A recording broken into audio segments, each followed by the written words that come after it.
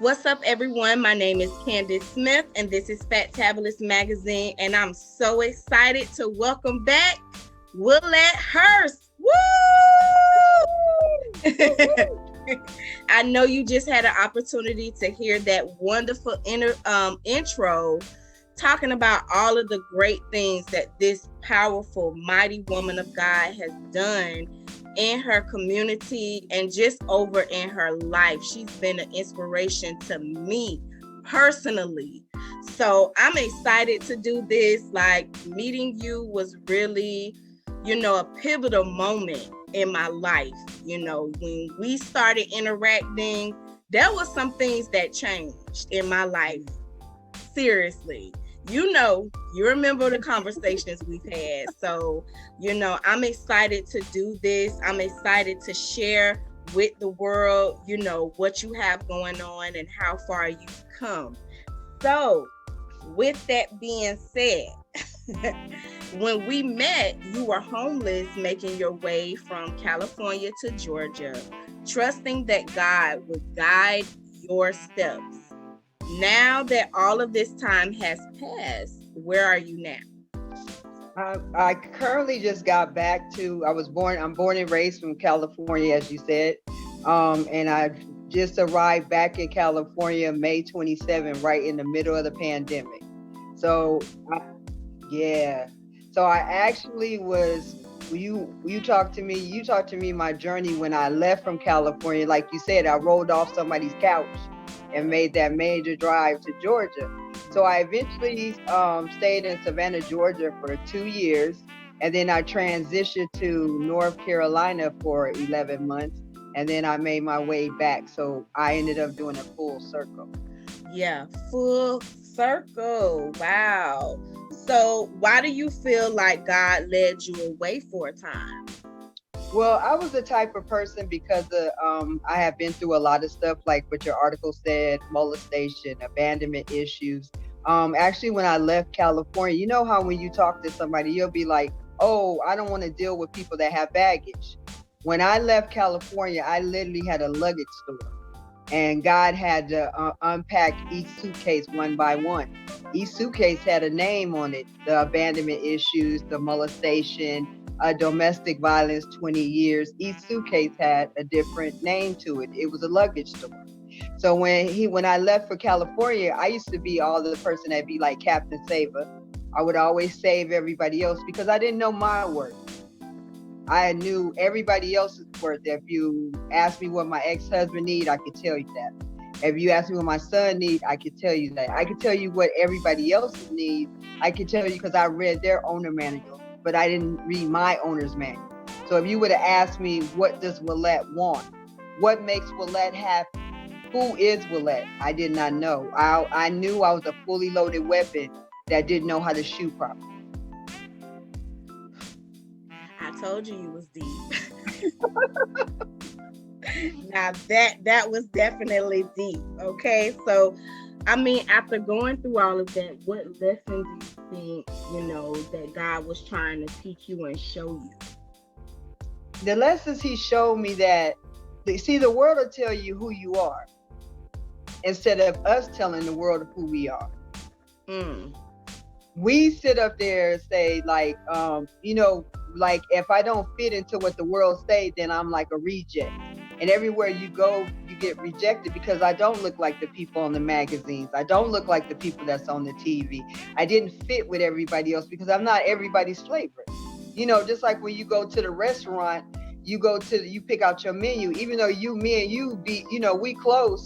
But yet, if we sit at the restaurant and we open the menus, you going to choose what your flavor is, and I'm going to choose what my flavor is. And that's what people do in life. Because I'm not everybody else's flavor, I let people reject me because I didn't know who I was. So God had to send me away from everybody that I knew, everything that I knew, and I don't even know anything about the South. I was born in Santa Monica, California, grew up in West Hollywood. So I didn't have a clue. I was a fish out of water, baby.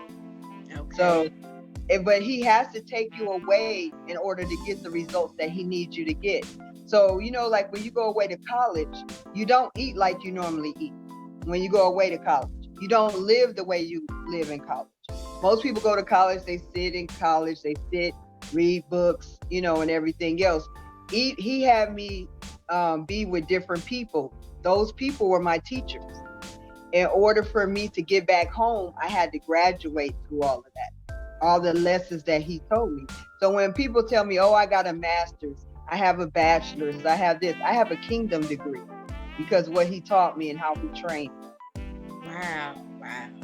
So going back home, what does that look like? I know that was not a planned question, but now that you're back home, how does things look? Are things different? Everything in the world is different right now. Everything in this world, and I kept trying to tell people I'm coming back to California, right? I'm coming back, but I'm not coming back because that woman is gone. Right. That woman is, I tell people that woman is dead. She had a service. It was beautiful. You should have attended because we teach people how to treat us. Yeah. Because if we don't know our worth, we allow everything. And I was rolling out the red carpet for people to mistreat. And God had to show me what was in me. I kept looking for mentors. We had those multiple questions. We had deep conversations, but those were God ordained questions. That was a journey that you and I had to take because he needed us to get whatever we need to get during that season. Because everything has a season, a reason, and an expiration date. Right. And so even though we thought we were doing one thing, God was doing something totally different. And so when I got to know who I was transforming and keep transforming and keep transforming. And then I had to understand that all the stuff that I went through, it happened for me, not to me. Just like if I looked at a puzzle, you look at a puzzle, you see the beautiful picture of the puzzle.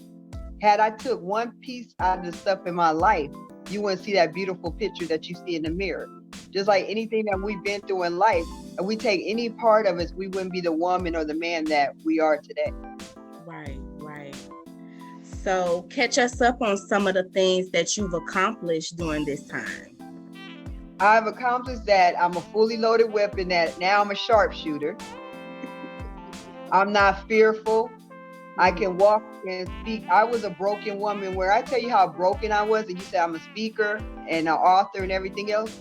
Before I knew who I was, before he showed me who I was, I used to look at the ground. I wouldn't look at you.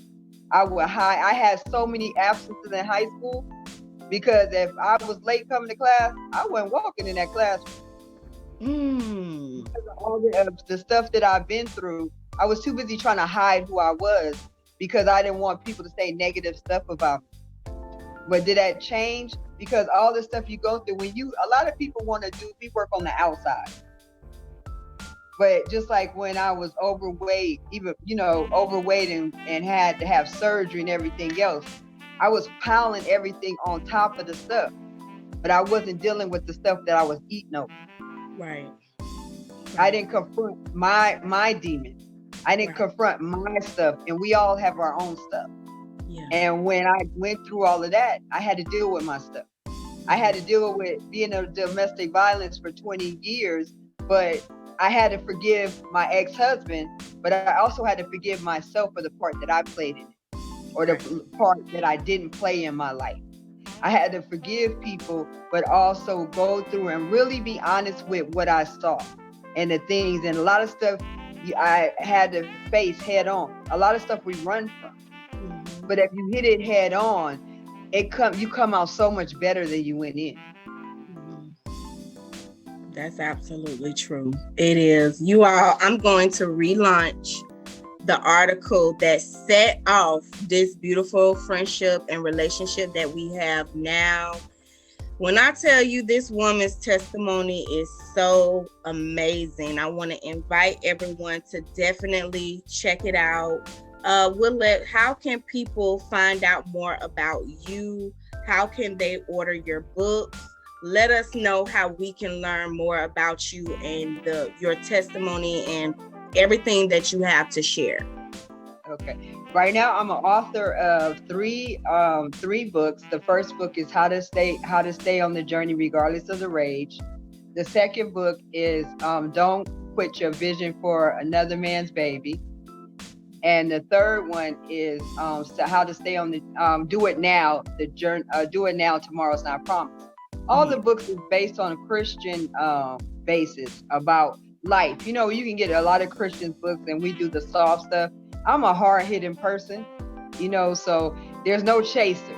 So Right. the stuff like one of my favorite ones is the second one, how not to kill your vision for another man's baby. Everybody thinks it's a physical baby, but it's not a physical baby. It's a baby that whatever God has impregnated us with, all of us is walking around with a baby that God gave us. We walk around 30, 40 years and we don't give birth out to whatever he wants us to give birth to because we're fearful, or we've run into stuff because of the stuff that happened to us, that we're scared, and we're scared of we don't want to fail. And what happened, Les Brown says the best this way: make sure that when you fail, make sure you land on your back so you can look up, so you can get up. Most of my greatest successes have came from my greatest failures, where I always tell people, especially when I was going through my journey, I had a lot of bipolar Christian moments. Because one moment I'll say, God got this, the next minute I'll be like, God, what the heck are we gonna do? And then all that stuff, or you know, just flipping and flopping. But what I do say is, had I not been through that journey, you and I wouldn't be having this conversation now. Had I not done the work, we wouldn't be having this conversation right now. So I guess I want to just highlight some things that I feel like you've really blessed me with. Okay. You know, I don't know if you know, I feel like, you know, honestly, we have a lot of similarities with things that we've gone through. You know, we've talked about parents, and that was a really big thing for me, to have someone that I could relate to on that level, to discuss those things with. And like you said, you know, it's definitely no chaser with you. It is definitely straight. But I needed that, you know, I needed someone to be direct with me. We do seem to sugarcoat the tough things, especially in the Black community. We either don't talk about it, or we, you know, brush it under the rug, or we kind of like just skate around certain things. We don't really hit the nail on the head. So it just was refreshing. It was a little like, oh, wow. oh, this is where we at? Okay. But at the same time, I just grew to appreciate the conversations we would have, where I could have that opportunity to be raw and to just be unfiltered and to just say it how it is. And you be like, nah, Candace, now you need to just, and I'm like, okay, yeah, you're right. That is it. That's exactly how you still do that, you know, because I have adopted that of like, oh, I'm fine, and oh, everything is everything, or whatever. And you just be like cutting through, like, Candid, no, I can tell, I know, da-da-da-da-da. And I'm like, okay, I guess if I really have to like look at what I'm going through, if I have to pay attention, then yes, I'm a mess. Yeah. So we need that though. We need people, and I'm so it's like, for a long time I didn't know what was in me, and you would always say, no, you need to do this, you need to do this, so you be on me too. But we need that as Black women. We need to be able to lift up each other, not be jealous of each other, but to embrace each other's differences and love upon each other. And let me be able to say what I need to say to see you, help you grow, to get to wherever God wants you to get to. Because whatever is for you is for you, and whatever is not for you is not for you. Whatever he has for me, he has my name on it. Can't nobody stop it. But in order for it's time for us to be real, in order for others to be healed. We walk around so much like, oh yeah, you know that sister going through something. You rather talk about them. You rather PREY them instead of PRAY them.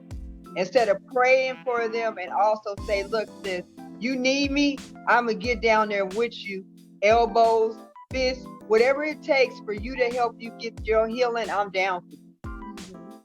me helping you, like I say, is like, it ain't gonna take one eyelash off of me. It depends on if it's the beginning of when I got the eyelashes on or the end. Right. That part. Okay. That's another thing that I really admire about the relationship that we developed is I've never felt that feeling of the jealousy. You know what I'm saying? And I've never felt that within myself with dealing with you. And that's something too that it takes to have something that's honest. You know what I mean? It's like I think I recognize why certain relationships in my life wasn't fruitful. Mm-hmm. And you have to pay attention to why people are in your life. Mm-hmm. And so being able to, I wasn't at first able to identify why we, got together and connected the way we did. But eventually it did become clear that you was meant to be in my life to stir up some things that I needed to look at. And it was the beginning of that.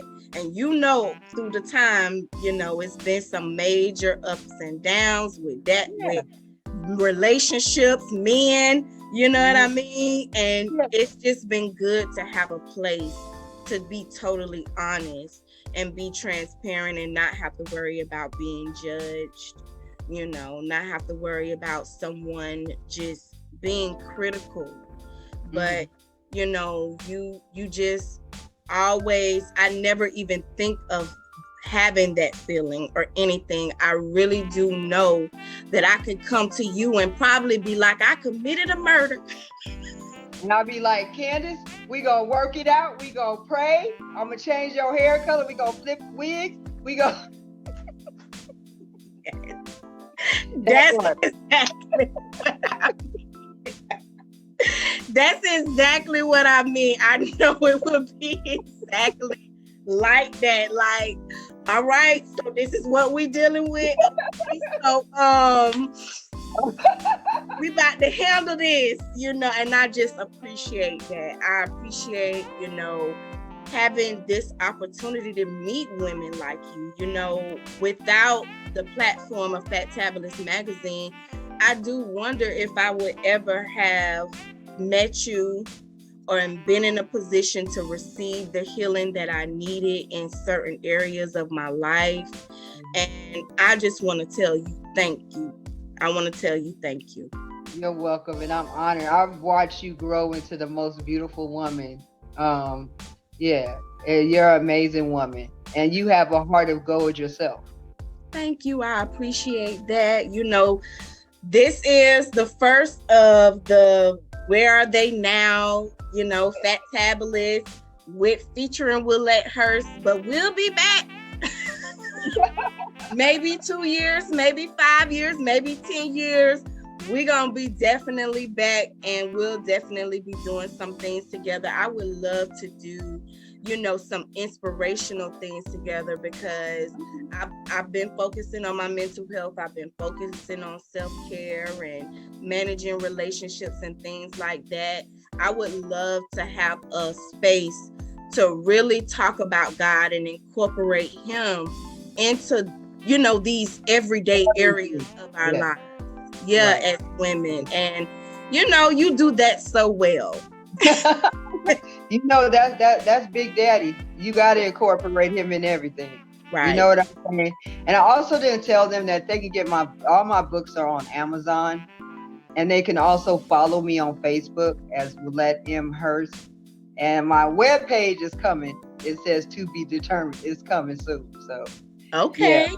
Well, I will definitely put all of that in the description box. You guys definitely go check it out for sure.